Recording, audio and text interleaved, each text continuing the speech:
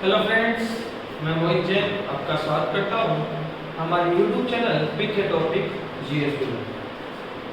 अभी तक अपन ने देखा था issue of share, issue of debenture, इसका अपन ने पूरा चैप्टर कंप्लीट कर लिया था।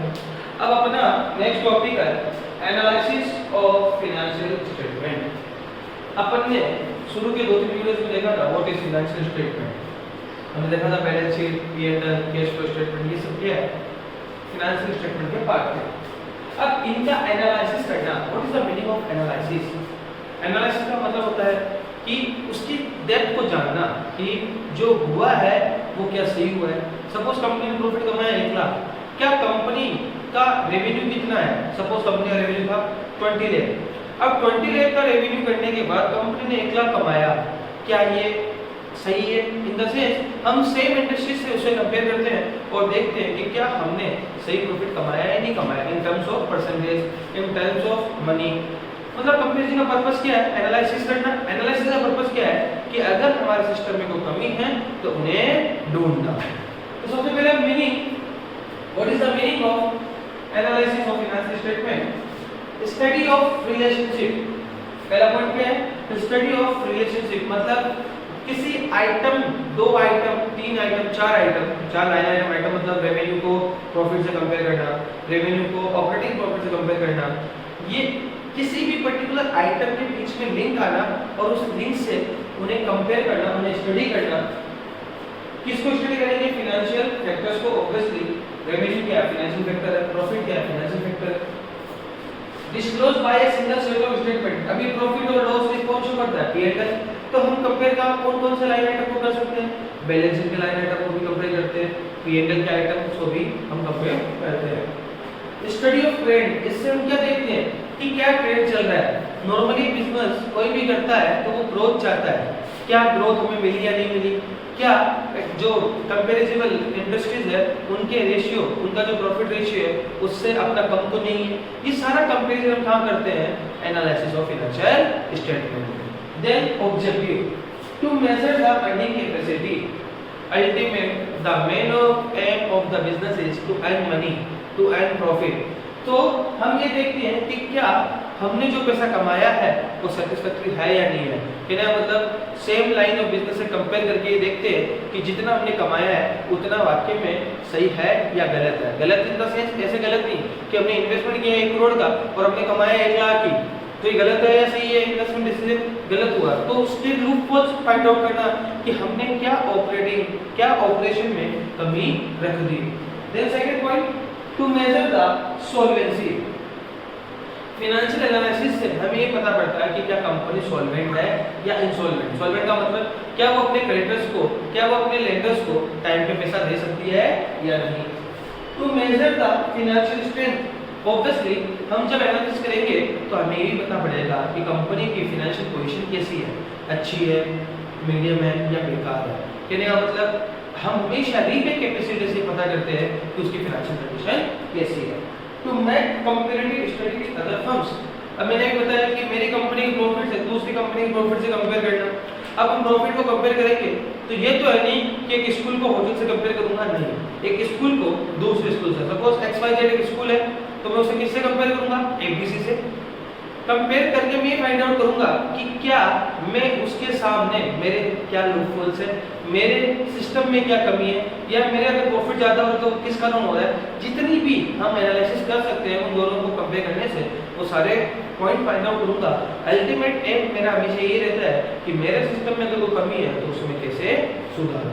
देन टाइप ऑफ एनालिसिस, 4 तरह के एनालिसिस होते हैं। पहला एक्सटर्नल, दूसरा इंटरनल, तीसरा हॉरिजॉन्टल, चौथा वर्टिकल।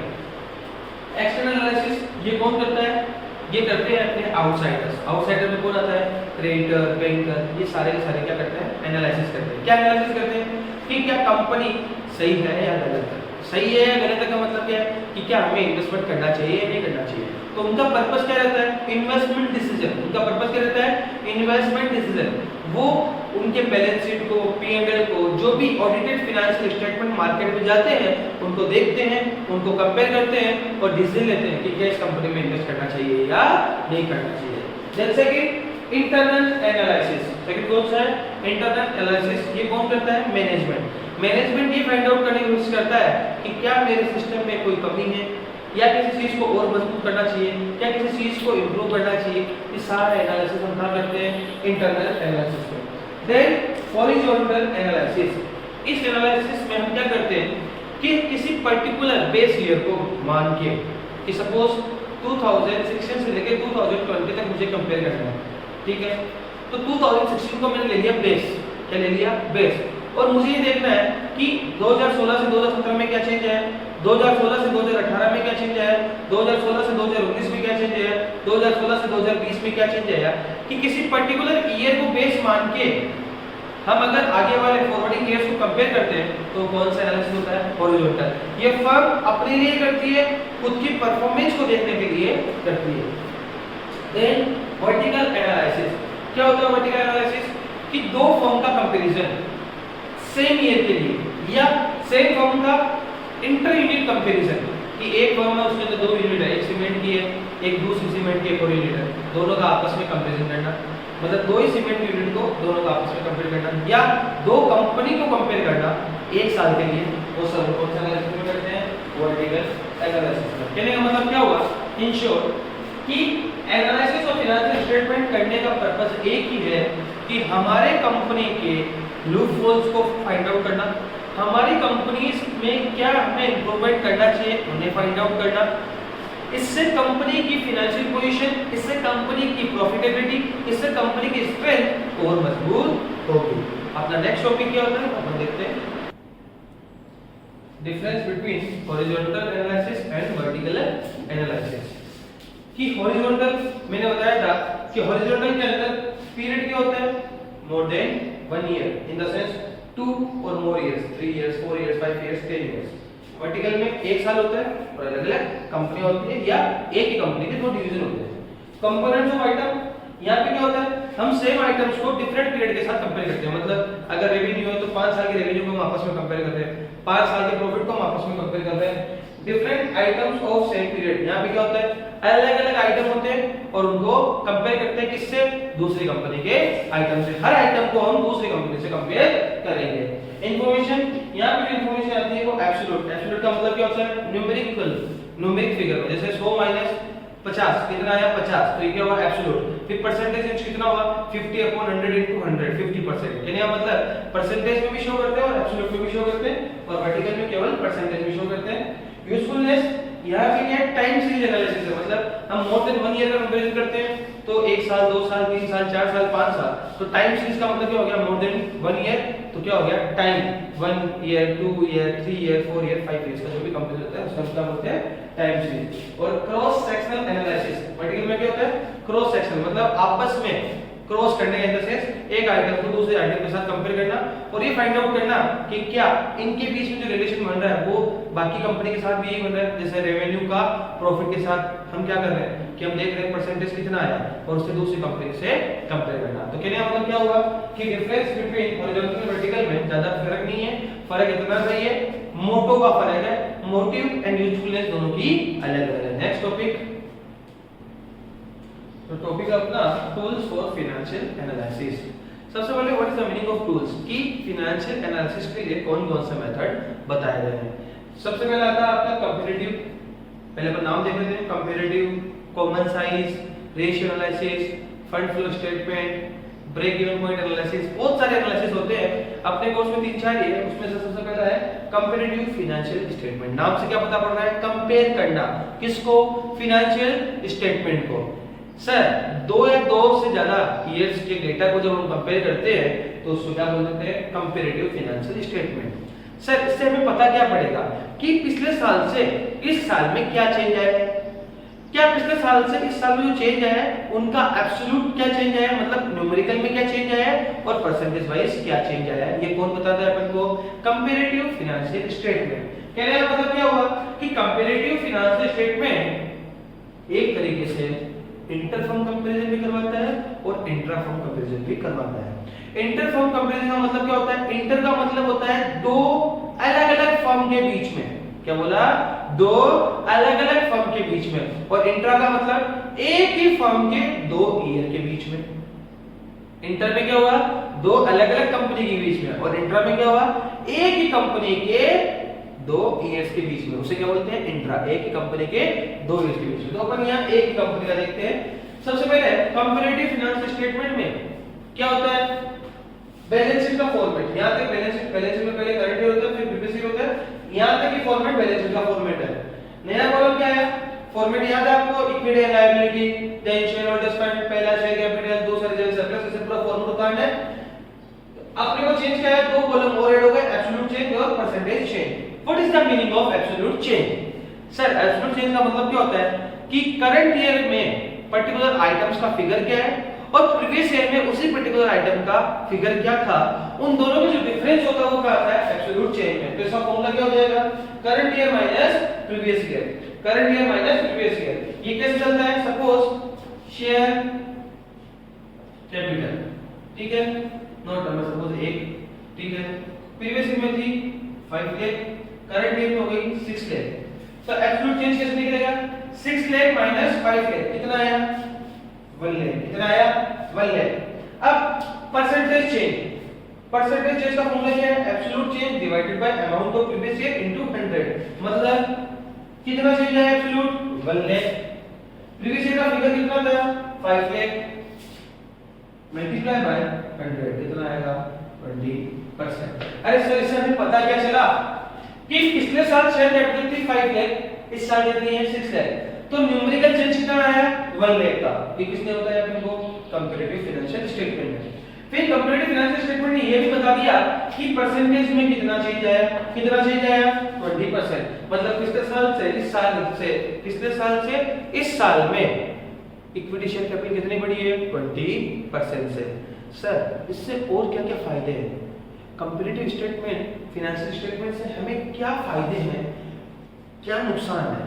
तो कभी भी हम किसी चीज को कंपेयर करते हैं तो नुकसान तो कुछ होने का काम ही नहीं है। हमें हमारी वीकनेस का, हमारी स्ट्रेंथ का, हमारी ग्रोथ का पता किससे चलता है, जब हम हमारे किसी पर्टिकुलर ईयर्स को पिछले कुछ सालों से कंपेयर करते हैं। हम ग्रोथ में हैं, हमारा बिजनेस बढ़ा या घटा, ये सब हम कंपेयर करेंगे तभी पता चलेगा। तो उसका सबसे पहला पॉइंट क्या था, कंपैरेटिव फाइनेंशियल स्टेटमेंट। ये बैलेंस शीट का है फॉर्मेट। अब इसी में दूसरा आएगा आपका पी&एल का फॉर्मेट। अब क्या है पी&एल, सर सब कुछ सेम है, फॉर्मूला सब कुछ सेम है, केवल फॉर्मेट पी&एल का फॉर्मेट यूज करना है आपको। यहाँ पे स्टेटमेंट ऑफ पी&एल का क्या फॉर्मूला था, क्या फॉर्मेट था, revenue from operation, other income, total income, then expense, revenue minus expense, तो वो क्या आ रहा था आपका नेट प्रॉफिट। ऐसे करके आपका फॉर्मेट था। अपन एक एलिमेंट देखते हैं, छोटा सा टुकड़ा देखते हैं। सबसे पहले रेवेन्यू फ्रॉम ऑपरेशन आपको 10 लाख दी हुई है, कितनी होगी 15 लाख, तो बढ़ी है या घटी है, current year minus previous year, 15 lakh minus 10 lakh कितना आएगा 5 lakh, positive, obviously positive. Then other income 1 lakh से कितनी होगी 2 लाख, नहीं 2 लाख से ये 1 लाख, तो 1 लाख माइनस 2 लाख नेगेटिव का 1 लाख। ध्यान रखना, जब आपका करंट ईयर कम हो और प्रीवियस ईयर ज्यादा हो तो कब क्या इसमें आएगा नेगेटिव में, और करंट ईयर ज्यादा हो और प्रीवियस ईयर कम हो तो क्या आएगा पॉजिटिव में। यहाँ पे करंट ईयर क्या है ज्यादा, प्रीवियस ईयर है कम, तो आया पॉजिटिव। यहाँ पे करंट ईयर कम है और प्रीवियस ईयर ज्यादा है तो क्या आएगा नेगेटिव। अब कंपैरिजन करते हैं कि एब्सोल्यूट परसेंटेज चेंज कितना होगा, पहले वाले में 5 लाख अपॉन 10 लाख इनटू 100 कितना होगा 50%, कितना होगा 50%। और सेकंड वाले में आपका 1 lakh divided by 2 lakh multiply by 100 कितना आ जाएगा 50% का आएगा नेगेटिव का, ठीक है। देन टोटल इनकम कितना चेंज है आपका पॉजिटिव चेंज है, करंट ईयर ज्यादा है प्रीवियस ईयर कम है, 4 लाख अपॉन 12 लाख इनटू 100 1/3 33.33% कितना आएगा 33.33%। आई बात समझ में? ध्यान रखना एक चीज का, यहाँ 50 माइनस 50 मत कर देना डायरेक्टली, हमें कंपेयर करना है अलग अलग आइटम्स को। कई बार अपन ये सोच देते हैं कि यार 50 माइनस 50 जीरो आना चाहिए, नहीं, हम इस आइटम को टोटल इनकम को कंपेयर करेंगे। 60 लाख को 12 लाख से कितना चेंज है 4 लाख, फिर 4 लाख को 12 लाख से डिवाइड करने के बाद कितना है 0.33%, ठीक है ना। आपका अगला टूल है common size statement. Common size statement का मीनिंग क्या होता है पहले वो समझते हैं कि common size statement is a vertical analysis है। ये क्या है? वर्टिकल एनालिसिस का जीता जाता एग्जांपल है। यहाँ पे हम क्या करते हैं कि एक पर्टिकुलर ईयर्स के फिगर्स को किसी पर्टिकुलर आइटम से कंपेयर करते हैं और उसे डायरेक्टली हम परसेंटेज में कन्वर्ट कर देते हैं। कहने का मतलब कि एब्सोल्यूट चेंज नहीं निकालते हैं, डायरेक्ट निकालते हैं परसेंटेज चेंज। तो कहने का मतलब क्या हुआ कि कॉमन साइज के अंदर दो तरह के स्टेटमेंट बनते हैं। पहला कॉमन साइज बैलेंस शीट, दूसरा common size statement of P&L। पहला अपन देखते हैं common size balance sheet. Common size balance sheet के अंदर हम हर एसेट के आइटम को टोटल ऑफ एसेट से कंपेयर करते हैं और हर लायबिलिटी के आइटम को टोटल ऑफ लायबिलिटी कंपेयर करते हैं। मतलब रिलेशन क्या हो गया कि each individual item has to be compared with total of assets and each item of equity and liability will be compared with total of equity and liability। कहने का मतलब इस टोटल से हम हर आइटम को कंपेयर करेंगे, इस टोटल से हर आइटम को कंपेयर करेंगे। फॉर्मूला क्या हो जाएगा प्रीवियस ईयर का? 3 अपॉन टोटल, मतलब प्रीवियस ईयर की टोटल 10 लाख इनटू 100। तो कैसे हो जाएगा? 2 lakh upon 10 lakh into 100, 1 lakh upon 10 lakh into 100, 1 lakh upon 10 lakh into 100 and 6 lakh upon 10 lakh into 100। कितना मतलब कितना हो गया? 20%, 10%, 10% और 60% और टोटल कितना होगा? 100। हम हमेशा इस टोटल को क्या मानते हैं? 100। मतलब इस टोटल से हम हर इंडिविजुअल आइटम को कंपेयर करेंगे। मतलब 10 लाख से किसको कंपेयर करेंगे? 2 लाख, 1 लाख, 1 लाख, 6 लाख और 20 लाख से 4 लाख, 3 लाख, 5 लाख, 8 लाख। ध्यान रखना ईच इंडिविजुअल ईयर की टोटल को उसी ईयर के टोटल से कंपेयर करना है। ये नहीं है कि 10 लाख से आप इनको कंपेयर कर लोगे, नहीं। 10 लाख से केवल इनको और 20 लाख से इनको। तो कैसे होगा इधर? 4 लाख इनटू 100 अपॉन 20, दूसरे वाले में 3 लाख अपॉन 20 इनटू 100, थर्ड वाले में 5 lakh upon 20 into 100 and fourth 8 lakh upon 20 lakh into 100। ठीक है, तो ये आपका परसेंटेज आ जाएगा। कहने का मतलब ये कितना है? जैसे ये हो गया आपका 20%, ये हो गया आपका 50%, ये आपका हो गया 25% और ये आपका हो गया 40%। तो कितना हो गया? 40, 20, 60, 60 और 40, 100। 20 लाख से कंपेयर किया इन आइटम्स को, यहाँ पे भी 20 लाख से कंपेयर करेंगे इन आइटम्स को, 10 लाख से करेंगे इन आइटम्स को। तो 6 लाख अपॉन 10 लाख इनटू 100 तो ये आ गया 60%, 4 लाख अपॉन 10 लाख इनटू 100 ये आ गया आपका 40%, देन 15 लाख अपॉन 20 इनटू 100 ये आ गया आपका 75%, ये होगा 5 लाख से। ठीक है, 5 लाख अपॉन 20 लाख इनटू 100 ये हो गया आपका 25%। कहने का मतलब समझ में आया? मुद्दे की बात क्या है कि टोटल दोनों की सेम होती है, और इक्विटी, लायबिलिटी और एसेट की टोटल दोनों की टोटल सेम होगी। Asset should be equal to liability. तो कहने का मतलब ईच इंडिविजुअल ईयर के आइटम को उस ईयर की टोटल से कंपेयर करना है। मतलब हर आइटम को किससे कंपेयर करना है? 10 लाख से, इस ईयर की 20 लाख से, क्योंकि इस ईयर की टोटल कितनी है? 20 लाख। अब अगला जो टॉपिक है आपका रेवेन्यू, मतलब कॉमन साइज स्टेटमेंट P&L। क्या आएगा? P&L, common size statement of P&L। Sir यहाँ पर मुद्दे की बात क्या है कि कॉमन साइज बैलेंस शीट में हमने टोटल को बेस माना था, हमने जो टोटल थी बैलेंस शीट की उससे हर आइटम को कंपेयर किया था। लेकिन यहाँ पे हम किससे कंपेयर करेंगे? रेवेन्यू फ्रॉम ऑपरेशन से। हम रेवेन्यू फ्रॉम ऑपरेशन को क्या मानेंगे? 100 कहने मतलब प्रीवियस ईयर में 10 लाख से हर आइटम को कंपेयर करेंगे और करंट ईयर में 12 लाख से हर आइटम को कंपेयर करेंगे। कहने मतलब क्या हुआ? यहाँ पे 10 लाख अपॉन 10 लाख इनटू 100 हुआ। अरे अपन ने माना है 100, लेकिन हुआ कैसे? 10 लाख अपॉन 10 लाख इनटू 100। यहाँ पे 1 लाख अपॉन 10 लाख इनटू 100 तो कितना होगा? 10%। तो ये कितना हो जाएगा? 10%। ध्यान रखना यहाँ पे टोटल काम आएगा क्योंकि सम अप तो होगा ही। कहने का मतलब वैसे भी अगर कंपेयर करेंगे तो क्या हो गया? 11 लाख अपॉन 10 लाख इनटू 100 तो कितना आएगा 110 10%। देन इसमें करंट ईयर में 2.4 लाख अपॉन 12 लाख इनटू 100 कितना आएगा 20%। तो ये कितना हो जाएगा 120%। तो 120 को वेरीफाई भी कर सकते हो आप। 14.4 अपॉन 12 लाख इनटू 100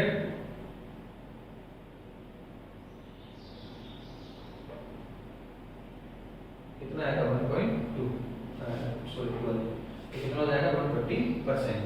कितना हो जाएगा 120%। देन एक्सपेंस अब 9 लाख को मैं कंपेयर करूंगा किससे ऑब्वियसली 10 लाख से इनटू 100 कितना आएगा 90%। तो कितना आ जाएगा प्रॉफिट कितना आएगा देखो 2 लाख अपॉन 10 लाख इनटू 100 और 110 माइनस 90% ये भी 20% ही आएगा। क्यों? क्योंकि ये लाइन आइटम क्या होता है 3 माइनस 4। तो 3 माइनस 4 करूंगा तो भी यही आएगा मेरे पास। क्या आएगा कि 3 कितना है आपका 110 4 क्या है 90 110 माइनस 90 20 या फिर 2 लाख अपॉन 10 लाख इनटू 100। और इधर क्या हो जाएगा आपका कितने का प्रॉफिट हुआ 3,90,000 का। पहले एक्सपेंस को कंपेयर करूंगा किससे 10,50,000 अपॉन 12 लाख इनटू 100 जो भी आएगा उसे बड़े नंबर कंपेयर कर देंगे। कहने का मतलब क्या हुआ कि इस ईयर में प्रीवियस ईयर में हम किससे कंपेयर करेंगे 10 लाख से हर आइटम को और करंट ईयर में 12 लाख से हर आइटम को। क्योंकि रेवेन्यू स्टेटमेंट ऑफ पी&एल में हम बेस किसको मानते हैं रेवेन्यू फ्रॉम ऑपरेशन को न कि टोटल इनकम को। किसको मानते हैं रेवेन्यू फ्रॉम ऑपरेशन को। और रेवेन्यू फ्रॉम ऑपरेशन को हमें क्या मानना पड़ेगा 100 आई बात समझ में। बहुत इजी टॉपिक है इतना इजी है कि आपके सपोज एग्जाम में 4 नंबर क्वेश्चन आता है 4 के 4 नंबर आपके पक्के हैं। केवल छोटी छोटी गलतियों को ध्यान रखना है वो गलती नहीं होनी चाहिए।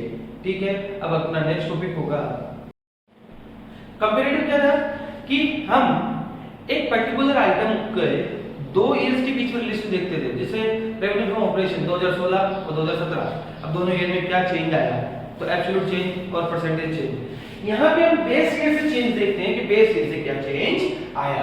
कहने का मतलब क्या हुआ तीनों में करते तो कंपैरिजन करने का पर्पस क्या है अपना अपना पर्पस है। ट्रेंड एनालिसिस में हेल्प करता है टू फोरकास्ट द फ्यूचर। आज इस ट्रेंड को पता करते हैं उससे हमें फोरकास्ट क्या होगा फ्यूचर का कि फ्यूचर में क्या होने वाला है उसको हम फोरकास्ट कर सकते हैं। एग्जैक्ट इंफॉर्मेशन नहीं पता कर सकते लेकिन एक अंदाज लगा सकते हैं जिसे हम बोलते हैं फोरकास्टिंग। अब फोरकास्टिंग करने से हम उस अकॉर्डिंग प्लानिंग कर सकते हैं। अब ये एग्जांपल को सोल्व कैसे करते हैं वो मैं बताता हूं आपको। अब देखो 10 रुपए का हमने बेस ईयर क्या माना है 2013 ये बेस माना है हमने। कितना चेंज आया 2 रुपए का। फिर कितना चेंज आया 14-15 में 1 रुपए का नेगेटिव। अब यहाँ पे आपको क्या पता पड़ा कि यार रेवेन्यू कम हुई है सेल्स कम हुई है। कहने मतलब आप क्या सोचोगे कुछ ना कुछ कारण रहा होगा बाजार मंदा होगा बाजार में मंदी होगी या आपका प्रोडक्ट चल नहीं रहा होगा कुछ ना कुछ प्रेडिक्शन आप कर सकते हो। देन 10 रुपए से 16.5 6.5 से बढ़ा है। देन 10 से 18.08 से बढ़ा है। कहने मतलब अगर कम हुआ है तो नेगेटिव और ज्यादा हुआ तो पॉजिटिव। फिर परसेंटेज कैसे निकालते हैं परसेंटेज की वैल्यू क्या है 2 रुपया डिवाइडेड बाय बेस ईयर 10 रुपया मल्टीप्लाई बाय 100 कितना आएगा 20%। फिर अगले में 1 अपॉन 10 इनटू 100 10% नेगेटिव का 10%। ऐसे आपको करना है। यहीं पे चैप्टर खत्म होता है। ध्यान से सुन लेना चैप्टर बहुत इजी है। इजी वे में आप 4 से 5 नंबर यहाँ पे भी स्कोर कर सकते हैं। कहने का मतलब क्या होगा बिल्कुल हलवा है कल सीधा अपन को खाना है 100 बातों के एक बार ढंग से करना है चैप्टर को। इजी है पास कराने में हेल्प करेगा। आज के लिए इतना ही। हमारे चैनल को लाइक करें सब्सक्राइब करें शेयर करें और अगर आपको कोई भी क्वेरी हो तो आप कमेंट बॉक्स में क्वेश्चन पूछ सकते हैं। मेरे पर्सनल मोबाइल पे व्हाट्सएप पे आप क्वेश्चन पूछ सकते हैं। Thank you. टॉपिक है आपका ट्रेंड एनालिसिस। ये लास्ट टॉपिक है चैप्टर का। Sir what is the meaning of trend. आप जानते हो ट्रेंड का मतलब क्या होता है कि रूटीन में अपन बोलते हैं ये ट्रेंड चल रहा है। तो ये ट्रेंड चलने का मतलब क्या होता है कि क्या चल रहा है लाइफ में क्या नया है या कुछ नई एक्टिविटी है जिसका ट्रेंड चलने लग गया।